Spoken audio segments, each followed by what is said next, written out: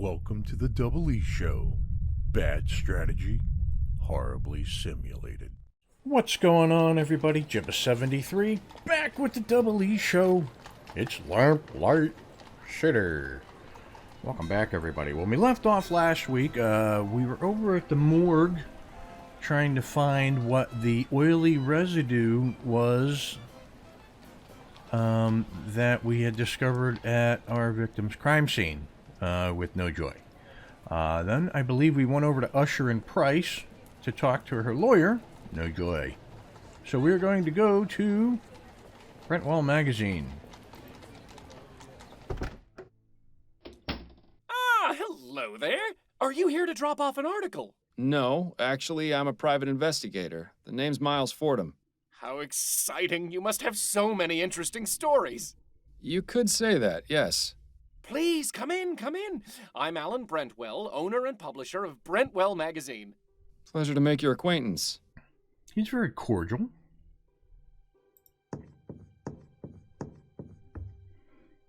I have some questions for you, Mr. Brentwell. Wonderful! It's so seldom I get to answer questions. What can you tell me about Desiree Lathan? Desiree Lathan. Oh, why, she came to me a few weeks ago in response to an ad I took out requesting articles. She told me she had an idea readers would love. We agreed on 10 crowns per paragraph, and she was on her way. Come to think of it, I haven't heard from her in a few days.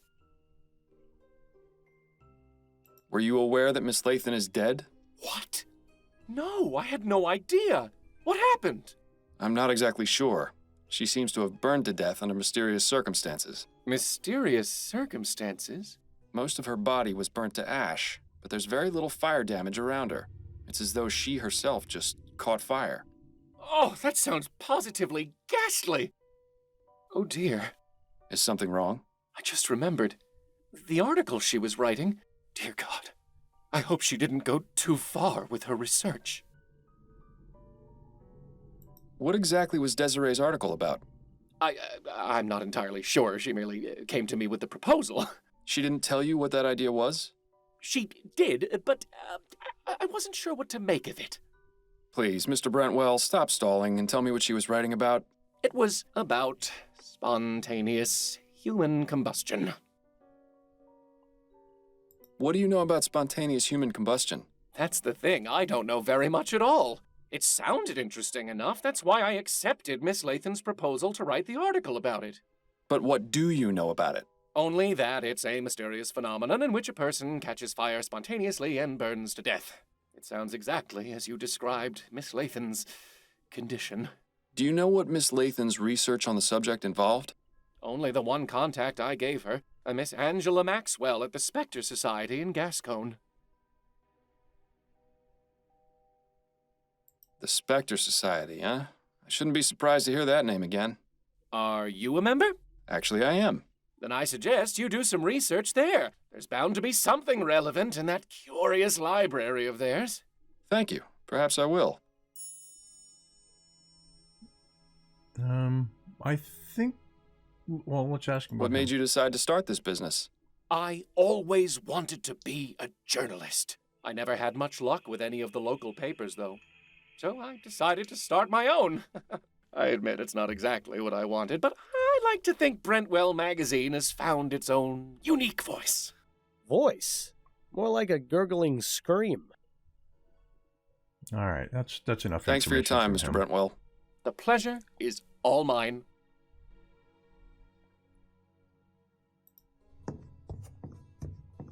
Confessions of a Steam Addict by Ezra Bartley. I think I'm better off not knowing. For Whom the Bell Almost Tolled by Suki Snobs. Fascinating stuff. Right. Okay, so it looks like we go to the Spectre Society. And let's see if Angela's around. Welcome back, Mr. Fordham.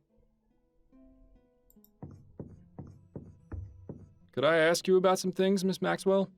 Certainly, darling. Are you familiar with a woman named Desiree Lathan? Yes, she came to see me just last week. She told me she was doing research for an article she was writing for Brentwell magazine. What sort of research? She asked me a few questions and looked at my books. That was all. She wasn't here for very long. And what was she researching? Something about spontaneous human combustion, I believe. What can you tell me about spontaneous human combustion? I'm not overly familiar with the subject, but I do have a book about it on the shelf back there. You are welcome to look at it if it will help. I may, but I'd like to know what your understanding of it is. Well, I believe it is when the human body inexplicably catches fire and burns. It usually occurs among elderly women who drink to excess, and very little fire damage is caused around the body. That's really all I know, darling. It's not a very agreeable subject for study now, is it? Did you know that Desiree Lathan is dead? What? My God, no. I didn't. What happened to her? She was found burned to death in her bed. How awful. Do you have any idea how this may have happened? There are a number of possibilities. But if she was in the middle of researching spontaneous human combustion, and then to have this happen, it can't be a coincidence. Are you suggesting she herself was a victim of spontaneous combustion? One need only compare the circumstances of her death with the facts, darling. She can't be serious, can she? Think she is. Thank you for the information. It was very enlightening. It was my pleasure, darling.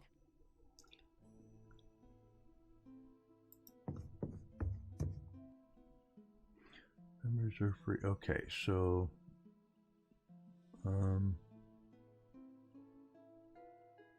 one of these is about spontaneous human. Here we go. This all sounds strangely familiar, but spontaneous human combustion can't be real, can it? Then again, sometimes the simplest explanation is the correct one. Spontaneous human combustion is a highly controversial subject, but remains popular among scholars and aficionados of the occult and unexplained. The term refers to death from a fire originating within, without any apparent source of external ignition. The fire is believed to start within the body of the victim. An 1823 book, Medical Jurisprudence, states the commonalities in recorded cases of spontaneous human combustion, including the following characteristics. The victims are chronic alcoholics. They are usually elderly females. The hands and feet usually fall off. The fire has caused very little damage to things around the body. A residue of greasy and fetid ashes is left behind. Most physicians and investigators strongly believe that spontaneous human combustion is a product of alcoholism. Very interesting. Right on. Okay, I'll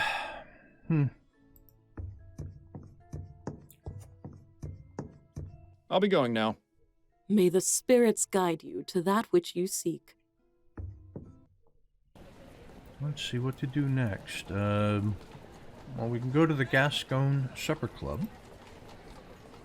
See about this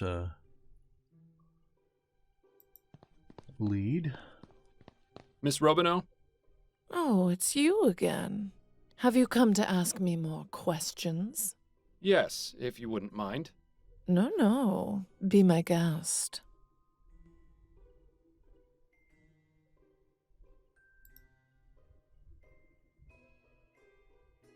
You've really got a great sense of fashion and style. All the other grand dames must be jealous. Oh, you. Is the name Peter Andrews familiar to you? Peter Andrews? Is he still around? I'd be able to tell you that if you told me who he is. He's desperate. That's who he is. A lovesick fool who is obsessed with Desi. Sent her love letters all of the time. Well, you know where I can find him. Why would you want to? Because I want to question him about Miss Lathan's death. I suppose that makes some sense. All I remember Desi telling me is that he worked at the Bank of Vespuccia, a clerk or some such. Imagine. Thank you. That's very helpful. Okay. Can I just say you've got the most radiant smile I've ever seen? Oh, Why, that's very sweet of you, Mr. Fordham. It's true. Not many women your age still have all their teeth intact. I beg your pardon. I didn't know you were such a master of the high kick, Miles. You got your foot in your mouth in record time. I just meant... You know what? Never mind. Thanks for your time. I'll let you get back to your drink. Thanks, sweetheart. Interesting. All right. Let's see. Bank of Vespuccia, huh? That would be up here. Let us go. Mr. Fordham. Ah, Mr. Dupre. Good to see you again. Is all well with you? Absolutely. Everything is wonderful. Because of you, the city has finally seen Laura Dupre for the monster she is. I cannot thank you enough. I suppose you're welcome? Now then, is there anything I can help you with? Yes, I'm looking for Peter Andrews. I was told he worked here. That's right. His desk is just over there. Thank you, Mr. Dupre. Lovely seeing you. Mr. Andrews. Yes? Miles Fordham, private investigator. May I ask you a few questions? Yes, I suppose that would be fine. Have a seat. I'd rather stand, if it's all the same to you. Now then. Do you know Desiree Lathan? Desiree Lathan? No, I can't say the name rings any bells. You say you don't know Miss Lathan. Would you care to explain these? Why are they crumpled up? Did she throw them out? And why do you have them? I just love catching people like this. Relax, Mr. Andrews. Let's take this slowly. Now, I can assume by your reaction that these are your letters? Yes, they are.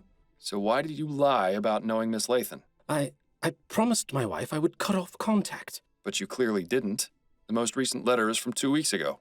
Did she hire you? Your wife? No, that's not why I'm here. Ah, well, that's somewhat of a relief then. So your wife knows about your correspondence with Miss Lathan? Well, I don't know if you could really call it correspondence. Desiree never wrote back. But yes, Peggy, that is to say, Margaret found out shortly after we married. Exactly how many letters did this bounder send, I wonder? At first I tried to make it out that she was just a friend, but she found one of the more intimate ones while I was writing it. I see. And what was her reaction? What do you think? I still have the scar from the glass that she threw at me. You're still married? Oh, yes. Margaret comes from a very strict Catholic family. They would sooner she die than divorce. It hasn't been easy. She makes sure to take full advantage of the situation, always buying herself the most expensive jewelry and spending a fortune on food for those wretched cats. I swear, they're better fed than I am. Where might I find Mrs. Andrews? I'd like to speak to her. Our house is at 713 Longfellow Street, just at the edge of Gascon. But I warn you, it's a goddamn menagerie she's got. I'd stay away if you're averse to being covered in animal hair. I'll take my chances. Okay, now let's drop the bomb. Were you aware of Miss Lathan's death? What? Desiree is dead? No. She was found burned to death in her bed. You're lying. You have to be. I'm afraid I'm not, Mr. Andrews. Oh, Desiree. Do you have any idea who might have wanted to kill her? No, she was a marvelous woman. Well, I'm sorry to have to be the bearer of bad news, but at least you won't have to worry about writing any more letters. That isn't funny, Mr. Fordham. Yes, it was. Don't listen to him. Thanks for your time, Mr. Andrews. Well, let's see. We could, anything else? We haven't got anything else to ask him about. Okay. So let's leave the bank. Let's go talk to this Peggy. Why is there a picture of a squirrel? I thought it was... Oh, okay. Nice house. It definitely screams, eccentric person lives here. Speaking of which, that must be Mrs. Andrews over there with those rodents. Excuse me, Mrs. Andrews? May I help you? I'm Miles Fordham, private investigator. I was hoping you could answer a few questions. All right then. Don't worry, my darlings. Mommy only needs a moment to speak to the nice man, then I'll give you all the nuts you can eat. My little friends just adore nuts, Mr. Fordham. Guess that explains why squirrels are so attracted to her.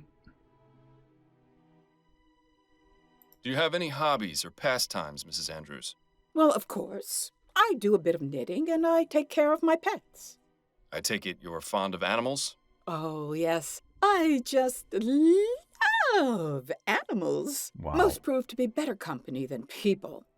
Is that right? Well, consider this, Mr. Fordham. Animals can't betray you or lie. Uh-oh, I don't like where this is going. My furry little companions would never hurt me, unlike several humans I could name. Who are these companions exactly? Why, my darling little kitties and squirrel friends, of course. Tell me about your cats. They're the most wonderful little dears. Do you have any pets? Afraid not. My wife isn't too fond of cleaning up after animals. Pity. Cats make wonderful pets. They're good company and are independent, unlike dogs. Edgar and Hubert are my pride and joy. I give them only the best of everything, and they in turn give me their unconditional love. That's delightful. I used to have a wonderful cat named Tobias, but, he had an unfortunate accident. That's why I never let my two angels out of the house. What happened to Tobias the cat? I really rather not talk about that. It wasn't my finest hour. Let's just say it was an honest misunderstanding which got blown way out of proportion. Well, now I just have to know what happened. I hate it when people tease gossip and don't deliver. Your squirrel friends are quite tame. Oh, aren't they just the sweetest? And so smart, too. When I feed them, they come up and put their little paws on my hands as though they were giving me little squirrel hugs. And the way they look into my eyes, I can almost hear them saying, "Thank you for the nuts." Well, at least you can be grateful that it's only my voice you hear and not some rabid squirrels. Did you know Desiree Lathan? Not personally. I never met her, but I knew exactly who she was. And who was that? A miserable drunk. Always going out and getting liquored up at her so-called socialite balls. They try to make them seem so fancy and high class, but it's really just a bunch of bitter old hags getting together to gossip about each other. With that kind of lifestyle, it was only a matter of time before it caught up with her. Do you happen to know anything about the circumstances surrounding the death of Miss Lathan? I read in the paper that she was burned to death. In her bed, wasn't it? That's right. Do you have any idea how that may have happened? Well, I already told you she was a drunk. Maybe she came home plastered and decided to smoke in bed. I'm rather surprised she was sleeping alone. That woman got around, if you know what I mean. She certainly seems to know a lot about Desiree for someone who claims to have never met her. Thank you for the chat. It was very enlightening. Oh, my pleasure, Mr. Fordham. Now, if you'll excuse me, I need to get back to tending to my little darlings. All right, let's take a look at her casebook. So, burn cloth, Angela Maxwell's testimony. All right, suspects, and okay, so that's pretty much it. So, Gascon Supper Club. I went over there and looked around there. Dr. Edwards' corner, Desiree's ashes. Okay. Speak with Attorney Jonas. Still can't do that. Report to Upton and declare Desiree Lathan's death. The result, no. Find out what happened to Tobias the cat. All right. I think what we'll do is we'll go back to the bank and talk to Mr. Andrew and ask him what he knows about Tobias the cat. But we're going to do that in next week's episode. So, if you like what you're watching, hit that like and subscribe button down below. Tell your family, tell your friends. If you have any suggestions, tips, tricks, no spoilers, put them in the comments below because I will read them. And with that, I will catch you next Monday for another episode of Lamplight City. Peace. Thanks for watching. If you want to see more, check out the playlist above, or watch what YouTube tells you to on the right. Oh yeah, and subscribe.